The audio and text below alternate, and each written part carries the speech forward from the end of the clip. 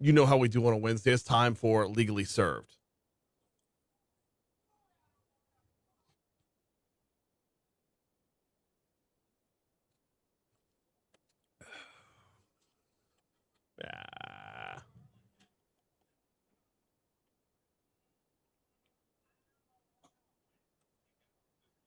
Who's next year's chair? Who's next year's chair? Who's next year's director? Has that been decided? No. Okay. Okay.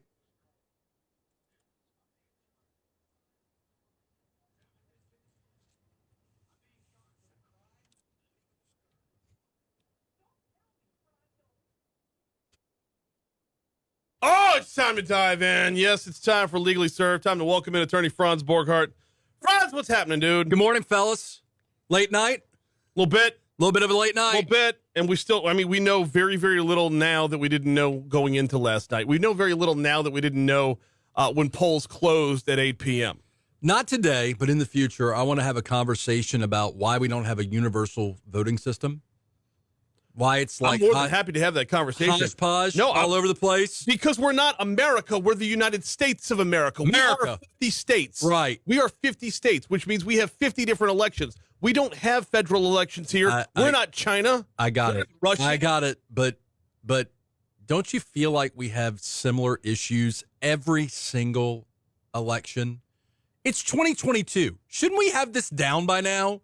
Like, shouldn't you have this routine down? I mean, I feel like we have the routine down. We didn't have problems here in Louisiana. Let Arizona be Arizona. Those guys can jack around and do whatever they want. Well, I don't care. Well, speaking of elections, I posed a question to you last night. Because last night we had a couple of judicial races, right? We did. We had an appellate one that's going to go to runoff, right? When I went to sleep, it looked like we had a runoff happening. I don't know if it still will be. Judge Don Johnson. No, that one's going to runoff. Hunter Green. I have not checked the results or the remaining results since then, and I could say with definitiveness, definitively. I can say definitively. It was a late night. Excuse me. I can say definitively that one's going to a runoff. Okay, so here's the thing. We, for the uninitiated, we elect our state court judges. We do. Not every state. You brought it up.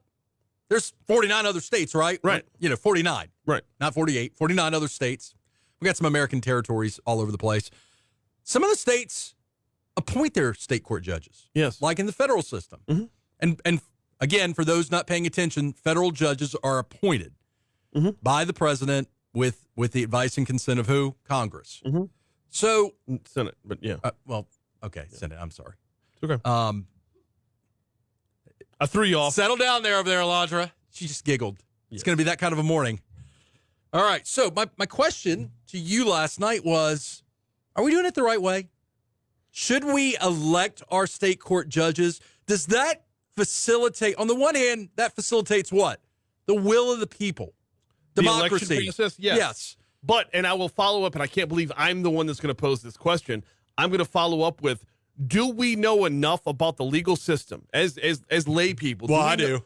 Do we know enough about the legal system to know the intricacies and differences between city court, family court, 19th JDC, First Circuit Court of Appeal? Do we know what each judge does on each level to know what qualifications there are to get us to put the right person in place? As a herd, as a flock, whatever term, as a community? No, we don't. Right. Now, I will flip that, though, on you and say, whose responsibility is it? It's ours. Right. You need to be you need to be an informed voter. Right. However, are we voting for our judges based on their qualifications, their skills, their knowledge, their ability to be a good judge? Or is it like high school? You're the popular kid, so I'm going to vote you class president. Right. And then what are you left with? Sometimes you're left with outstanding judges that grow into the judiciary, grow into the bench, do great jobs. We have a whole bunch of good judges in Baton Rouge. And then sometimes we have the other thing. Mm-hmm. And then another layer of this is, how do you measure a good versus a bad judge? Somebody in the Facebook app, one of your listeners or viewers goes, well, what's the scorecard there? Right. Because at the end of the day, you and I talk about, oh my God, did you see that incredibly low bond? Why was that person out?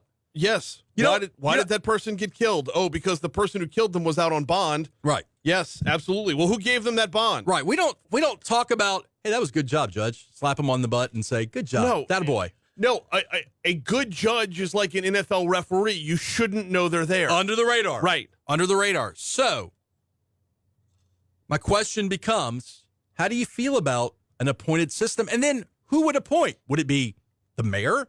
Would it be the governor? It would have to be the governor, right? It would have to be the governor, but at the same time, though, do you want the governor of the state appointing a judge that's within a city? Well, so here's Wouldn't the city court be appointed by the So mayor? it would be layered, right? I So would like think a so. city court judge would be elected or appointed by the mayor Hang on. or the council. Hang on. This is where we're going to have to pause. This is why adding this extra segment to get more of Legally Served is both great and annoying, because now we have to stop mid-sentence. He's attorney Franz Borghardt. Brian Haldane here with you. We do Legally Served every Wednesday right here on Talk 107.3 FM. Let's check news. Come back. Check news, traffic, weather. Come back next. Sorry. I just looked up at the clock. We were like well over. Gold, baby. Johnson got 43% of the vote. He's going to get a runoff with Hunter. Congratulations, Sonny Crockett. Who got 33%. So what is the Republic? What happens to a Republican in the runoff? They With get the- a combination of the two. Right. Yeah. Right. All of Bo Higginbotham's vote. Turnout will be less. Remarkably so. And then when's And the runoff? gonna honestly, December 6th, I think. be? Okay. Honestly, I would. Is that right? I think so, because that's when the other amendments. Yeah. Honestly, I don't think Don Johnson retains that 40%, because you're not going to have Gary Chambers on the ballot. You're not going to have a congressional race on the ballot. You're not going to have, I mean, you're going to have like a school board race and 3 constitutional amendments, 3 brand new constitutional amendments after the 8 that we've already voted on. Daniel Dubik, a doodle of some sort, elect or no. I don't know if you can doodle in the Facebook chat app, Daniel, but that would be I would be curious to see what he's people think. responding to what Byron said. Right. I elect judges based on the dog breed they show in their apparently mandatory family picks. Oh, I thought you meant a doodle like poll. No. That's a poll, No, right? like a labradoodle or Oh. yeah. Man, I'd make an exceptionally good judge because I'm so humble. See what I did there? Oh, hey, morning, Jason. Thank you. Morning, Daniel, Byron. What's happening? Good morning, Christy. Welcome in, Boo. I hope you're off to a good morning. Let's see what we got here. Oh, Franz says door, please.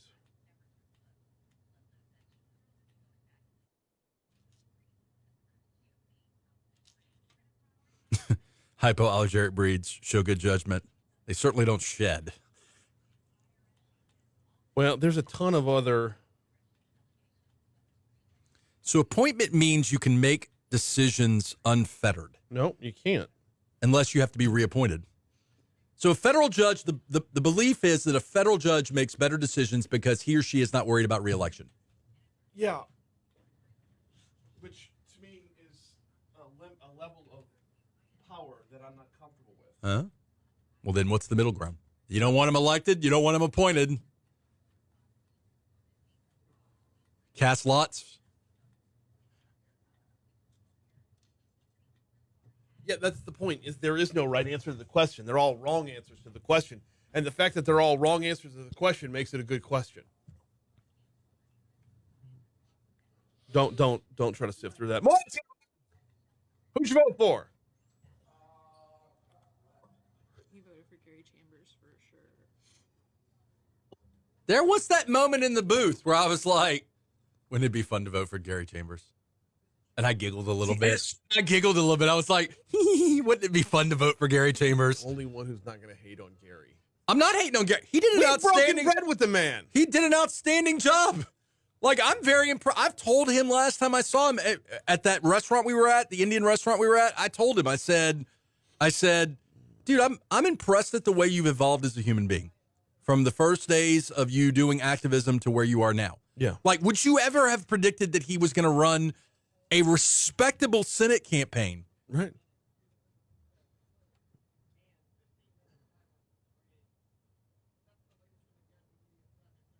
Wayne says, you call someone last in their medical school class a doctor. You call a lawyer last in their class, Your Honor. Actually, those are the last in your class folks, Wayne, are generally the billboard guys. The B minus guys are generally judges. Okay. A folks are big firmers and professors.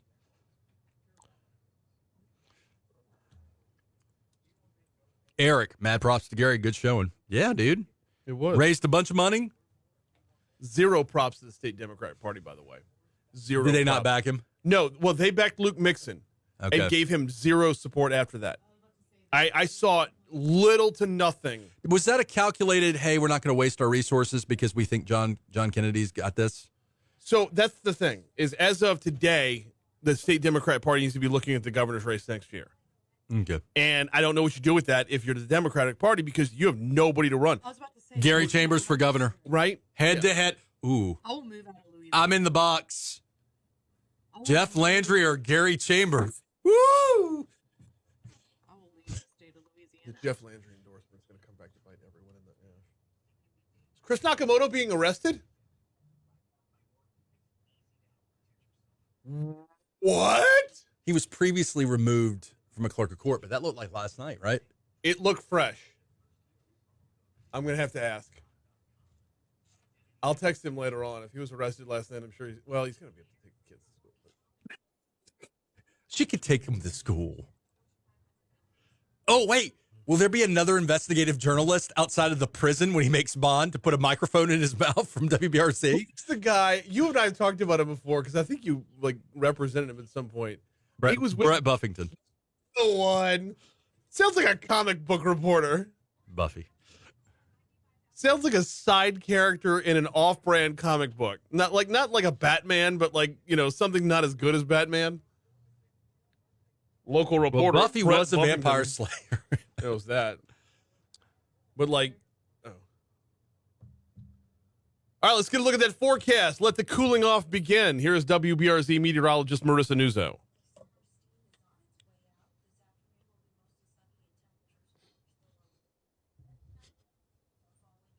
What's the name of the young priest? Goatee, young priest At Mercy? We don't have one.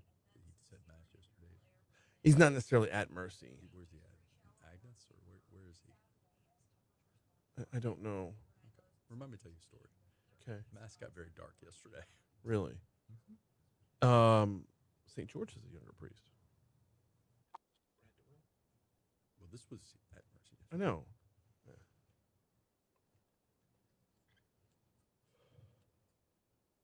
I thought Connie Bernard wasn't running again. Did she win? She's in the runoff. 638, Talk 107.3 FM, WBRP. Should judges be appointed or elected? That's the topic of today's Legally Served with attorney Franz Borghardt. All right, Franz, I'm sorry I cut you off mid-sentence as we were heading into break. What was I talking about? I don't know. The problem I have is this. There's no perfect scenario, right? Right, and this is what we're talking about. If you're watching us on Facebook Live, you've heard the whole conversation through the break. So the theory is if you appoint a judge, guys, if you appoint a judge, they're unfettered. They're not worried about getting reelected, so they make good legal decisions based on the law, not political motivation. That's the theory, right? It's the theory. But what have we seen happen with the federal bench, more specifically with the United States Supreme Court? I mean, You're like a made man or woman. right. They can't touch you. Right. You're basically Palpatine at that point. Unlimited power. Wow, that's interesting. Palpatine, Emperor, yeah. Yeah. But it's true. It is because you lose your system of accountability. You lose every elected official we have. This is why I love Election Day so much. Every elected official we have has to answer to us every time we go to the polls. So we think that it makes it less political if you appoint them, but it's still political. But yeah, and then if you did a reappointment, it would still be political, right? Because a reappointment process would probably be the worst between the three. Right. Because a reappointment process means that no, you're not beholden to your own fundraisers who got you elected. You're beholden to the fundraisers who got the person elected who appointed you, and you have to go through that every single time. I guess at least with the election process that we have, and look, that I'm not using the words or the word rigged because I don't believe that the system is quote unquote rigged, but there's a lot of variables that come into play, right? where are you running? What time of year is it? Is it a special election versus a normal election? I mean, I don't know nearly as much election stuff as you do, right? But what I will tell you is, that take, for example, the runoff race, I think Gail Ray and Meyer. Yeah. Meyer jumped in at the last minute. Yeah. He's a Republican. Just jumped in at the last minute. And he got how much of the vote? There's a good chance. There's a good chance he may be our next judge. Yeah. So, I mean, sometimes it's... Does it matter if you jump in last minute? No, absolutely not. Right. What's the song? Living in the Right Place, Right Time? Well, that's Right Place, Wrong Time by Dr. John. But you got what I'm saying, right? Yes. So I don't know. I mean, and look, just because you're elected by an overwhelming majority doesn't mean you're qualified or that you have a legal prowess to where you can do some legal heavy lifting like Atlas. It doesn't mean it, right? Now, like any new gig, you grow into a job, right? Right. You know, a new judge, day one is not as good as they're going to be hopefully at the end of the 6-year term. And we have 6-year terms for state court judges. 6 years. Yeah. That's a long time. So it is, but it's a lot less than, I don't know, lifetime. It's a lot less than this is your job until you decide to give it up because you're too old to step into a courtroom. Well, we do have the arbitrary age thing that you can't run again if you're over the age of, 72? But that's to run again. I'm talking about if we were under an appointment system, they would just be there forever. I think the important thing is I'm in my 40s. Dude, I'm like a filly in the stable ready to run. Why not? I'm just saying. Why not? Man, I don't know, dude. Is it? I mean, again, going full circle, being a judge these days is kind of like being a councilman or woman. Nobody's calling you up and saying, "Hey, Brian, you're my councilman. You're doing a great job, dude. I appreciate everything you're doing at the council." All the calls. My sewage is backed up, Brian. Right. What have you done for me lately? That's exactly right. That's the calls. That's the emails, right? Now, the flip side is you ran for this office. You knew what you were getting yourself in for, right? And look, and by the way, the criteria is not X amount of years practicing. There's no criteria for number of years practicing. It doesn't matter which law school you went to. You could have gone to Southern. You could have gone to the flagship law center in the state of Louisiana, the Apollo Maybear LSU Law School. Shout out. Go Tigers. You could go to Tulane or Loyola. You can go to any of them. You know, there's no criteria. The criteria is qualified to run, not qualified to be judge. Right. Exactly. And this goes back to my point from the last segment about as the electorate, it's up to us to know what we're voting for. And this is why when every election season, I try to have judicial candidates on so that I can understand if they have an understanding of the scope of that particular seat. Well, at a bare minimum, you want somebody. So the way we do it in Baton Rouge, and this is the behind. Can I lift the curtain? Yeah. I mean, that's what I'm here to do, right? That's what lift the curtain. The whole point of the segment. All right. So in Louisiana, in specifically the state of the parish of Baton Rouge, East Baton Rouge. Man, problems there. In Baton Rouge, our state court judges are divided criminal bench, civil bench. And you generally start as a criminal judge, regardless of whether or not you were practicing in the criminal justice system or a civil attorney. Now, some of the judges exercise what we call plenary jurisdiction. They do both. But the system in Baton Rouge is divided. Now, in other parishes, Brian, you have a judge that does everything. You got 3 or 4 judges, and they do everything. Our size, our scope, our system is such that we divide it up. So what you may have, for example, you have Gail Ray, who has done mostly criminal defense, and you have Meyer, who's done mostly civil. Meyer, if elected, goes to a criminal bench. Now, is a lawyer competent, if elected judge, to do that? Sure they are. But it's like me going to you and saying, hey, look, I don't really do tax law, but let me help you out with your taxes. So I look at it more like you have a very successful defensive coordinator and he becomes a head coach. Right. You don't know if that skill set is going to translate to that level. You don't know if they can move into that. You know they've been successful where they were at, but this is a different skill set, a different job description. How do you take what you had over there and move it to where you're going? So the word is competency. Yeah. Right? You could be a big firm civil defense attorney and a very brilliant, very smart guy or gal, right? There's no gender. This is 2022. You can be a he, a she, or a they running for judge. You can be a very good big firm attorney, smart, intelligent, and have no criminal experience whatsoever, but be competent enough to learn what you need to do. And by the way, we do have schools for judges. When you get elected, there are places that say, hey, this is how you start doing what you're going to be doing. Each judge is a kingdom to themselves, too, by the way. What, is this like a diesel judging academy? Kind of. Little bit. So, when you can wear a robe, you got a job, my friend. Remember that commercial? Remember that from can way back in Elijah the day? play the diesel driving academy bump? No. Not unless they're paying. So yeah. So here it is. So our judges in Baton Rouge, they have judges meetings. They make decisions collectively, but for the most part, they are each their own emperor and empress. Each one runs their docket a different way. They have their own preferences. They have their own styles. They have their own moods. So, but they're elected right now. Should we change it? I don't know. So we're going to walk through the pros and cons of the appointment into this in just a minute, but we got to take a break here. Before we take that break, I want to remind you about the folks over at Mathern's Market. There are 2 locations. You know where to find them.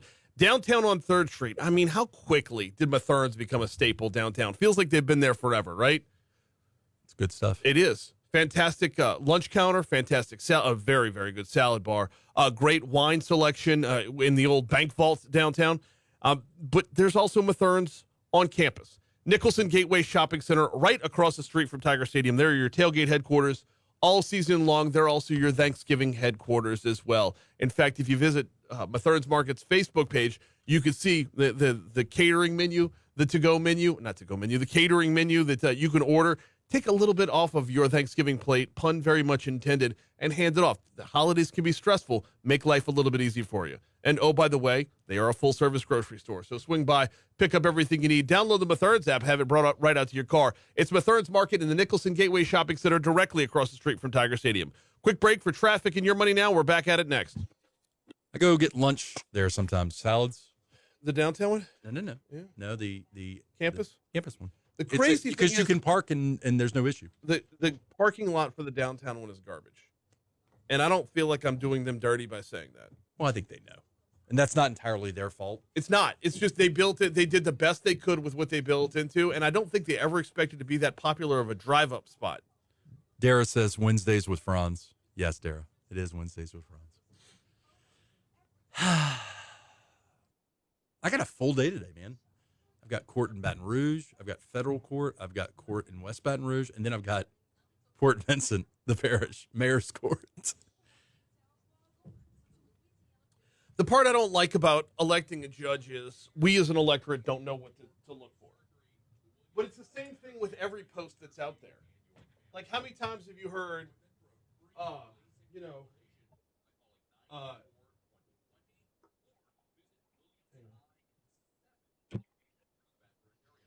Hank Hill's running for state representative. Bobby? Hank Hill's running for state representative. He's a pro-life candidate. Oh, my God. The day a state representative determines whether or not abortion is illegal or not is the last day I want to be in this country. So what's interesting is if you watch the Senate grilling potential federal judges, what is the answer you hear sometimes? I cannot answer that question because it may be a case that comes before me. I cannot prejudge, which we may say, oh, come on, dude, or come on, gal, answer the question. You know, like Nuremberg, do not wait for the translation. Answer the question. But they're right, though. They can't prejudge or pre-decision. Now, what does happen is, well, ma'am, are you pro-life? Are you pro-choice? Right. Well, I mean, then you kind of, does your personal opinion spill into your judicial decision-making? Right. So Steve Myers picked up 45% of the vote. Good for him. Steve's a good guy. I talked to him at La Divina the other day. Gail's a great attorney, too. Didn't we just elect the Myers? Yeah, his brother's on the bench. Okay. Brad. I like Brad. If I ever have another kid, I'm going to name him Brad. Wait, Brad, like, older guy, kind of a New Orleans accent? Yeah, he's going to get one term. He's going to get one term. Really? Because he'll be aged out, right?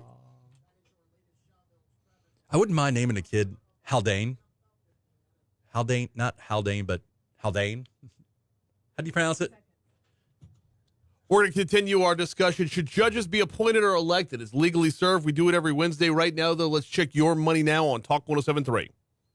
But you name him that, and then you call him Hal. No? Too much? I've never thought of it as a first name. You know, every single woman I've dated that I've hinted at naming a child, a little boy, Franz, like Franz Nicholas, my name, I've been shot down hard. And as you know, my son is not named after me. So I'm just saying, if there's another kid in my future, I'm still lobbying for Franz Jr. For a Franz Jr.? Yeah. Well, good luck with that. Was your son a junior? He's the third. He's a third. He's the third.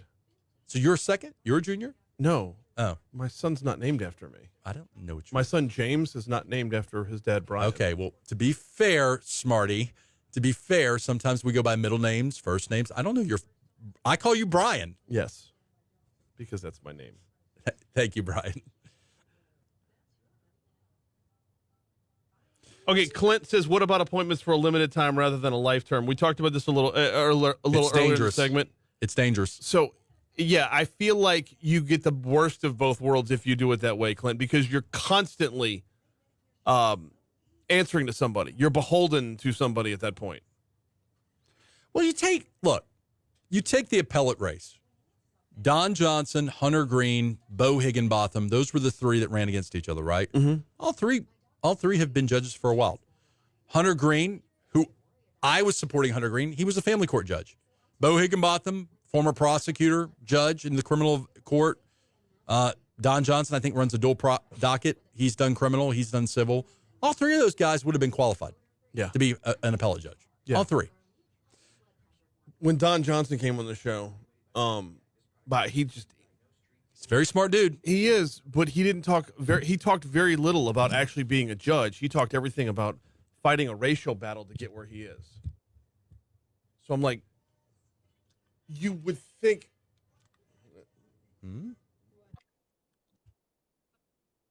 652 Talk 107.3 FM WBRP, 68 degrees in downtown Baton Rouge.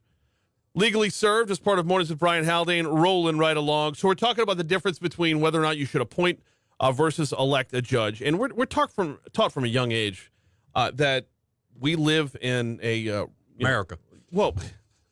A representative republic. It's not a full-on democracy. It's a representative republic. And within that, we have the right to elect those who lead us, whether that be the executive branch, the legislative branch, or in this case, we're talking about the judicial branch. When you get to the federal level, you lose that ability to elect somebody, but on a local level, we still have it. So if you are electing the decision maker, right? Okay.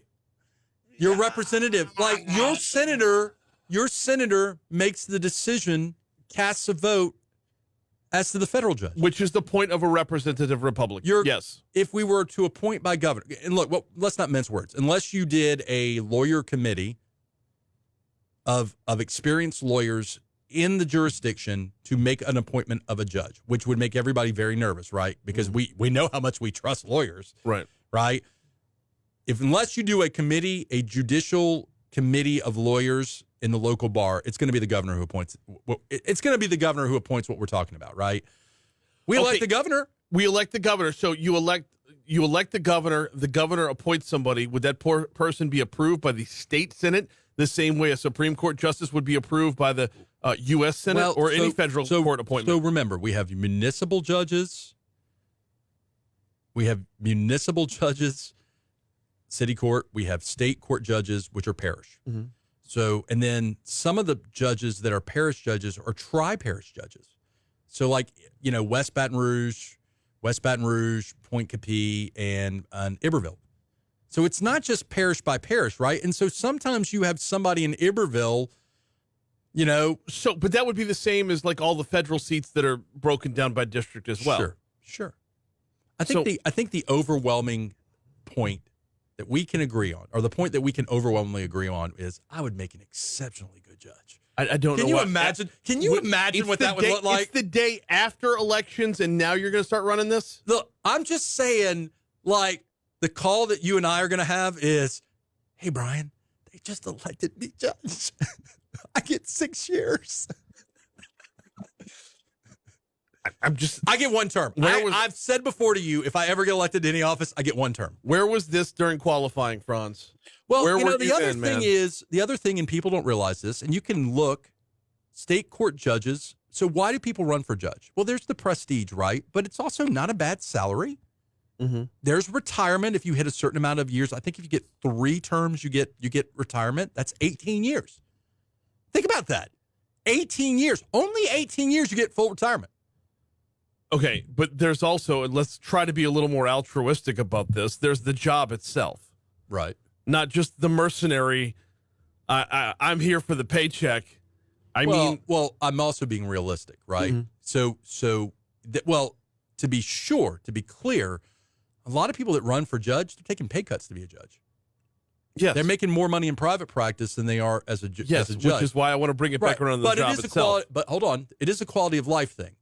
You are an emperor or empress in your courtroom. Mm-hmm. You decide when you get on the bench.